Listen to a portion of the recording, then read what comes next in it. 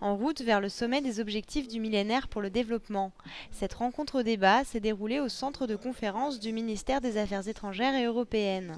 Une journée de colloque pour évoquer les 8 objectifs définis par les États membres de l'ONU en septembre 2000 et préparer le grand sommet qui aura lieu à New York du 20 au 22 septembre 2010.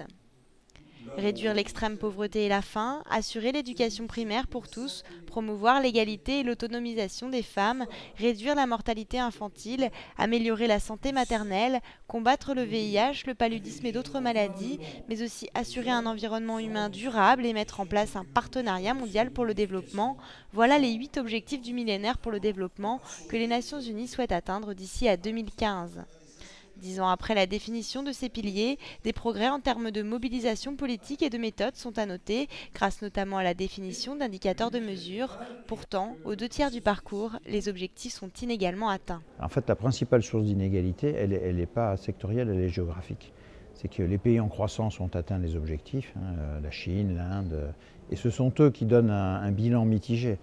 Si on ne fait le bilan que dans les pays les plus pauvres, là le bilan est franchement mauvais, puisqu'en réalité, non seulement on n'a pas atteint les objectifs, mais il y a des cas de détérioration de la situation. Il y a certains objectifs du millénaire, notamment le 3e sur l'égalité homme-femme, qui, s'il était réalisé mieux que ça a été fait, parce qu'on n'a pas eu beaucoup d'investissement dans ce domaine-là, s'il était réalisé, il aurait des effets sur la réalisation des autres objectifs.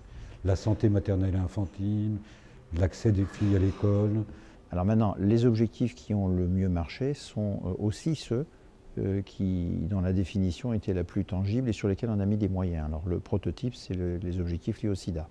Il y a eu une mobilisation financière sans précédent de la communauté internationale, il y a eu des moyens, il y a eu des motivations des acteurs locaux pour pouvoir atteindre ces objectifs et on a atteint des résultats qui sont significatifs. Pour faire avancer le débat, chercheurs, étudiants, ONG ou associations ont pu prendre part aux discussions pour transmettre leurs expériences sur le terrain. J'aimerais que les gens comprennent que l'environnement est un symbole de paix. Moi, je travaille dans le massif des Virunga.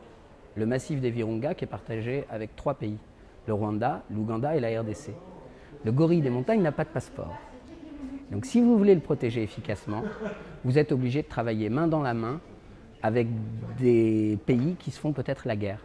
Donc c'est la conservation pour la paix. Tous les êtres humains ont besoin de manger et si on veut qu'on puisse nourrir le monde de demain, il faut que l'investissement dans le développement du monde rural et agricole dans les pays en voie de développement soit fait réellement en investissant auprès du terrain pour qu'ils puissent se développer, produire plus et dans de meilleures conditions. Au cœur de ces objectifs, de nouveaux enjeux se sont glissés.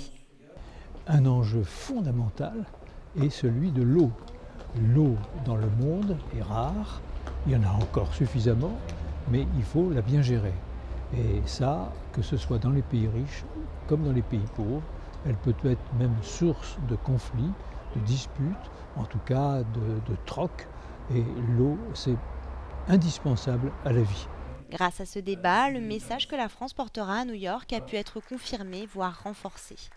La campagne du millénaire des Nations Unies souhaite apporter un message clair et net pour ce sommet, à savoir adopter un cadre d'action précis à l'issue de ce sommet pour sauver les objectifs du millénaire. Entre cette série de colloques, Bernard Kouchner a réaffirmé les 3 piliers indissociables du développement, une croissance équilibrée, la lutte contre la pauvreté et la préservation des biens publics mondiaux.